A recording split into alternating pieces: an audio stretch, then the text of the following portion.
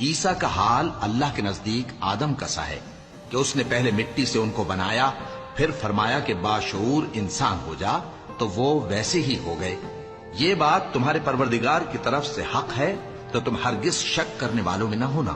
پھر اگر یہ لوگ عیسیٰ کے بارے میں تم سے جھگڑا کریں اس کے بعد کہ تم کو حقیقت معلوم ہو ہی چکی ہے، تو ان سے کہنا کہ آؤ ہم اپنے بیٹوں اور بیٹیوں کو بلائیں، تم اپنے بیٹوں اور بیٹیوں کو بلاؤ، اور ہم خود بھی آئیں اور تم خود بھی آؤ،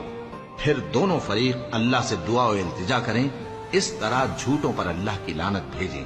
یہ تمام بیانات صحیح ہیں، اور اللہ کے سوا کوئی معبود نہیں، اور بے شک اللہ غالب ہے، صاحب حکمت ہے۔ بس اگر یہ لوگ پھر جائیں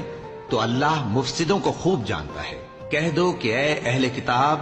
جو بات ہمارے اور تمہارے دونوں کے درمیان یکساں تسلیم کی گئی ہے اس کی طرف آؤ، وہ یہ کہ اللہ کے سوا ہم کسی کی عبادت نہ کریں اور اس کے ساتھ کسی چیز کو شریک نہ بنائیں، اور ہم میں کوئی کسی کو اللہ کے سوا اپنا کارساز نہ سمجھے۔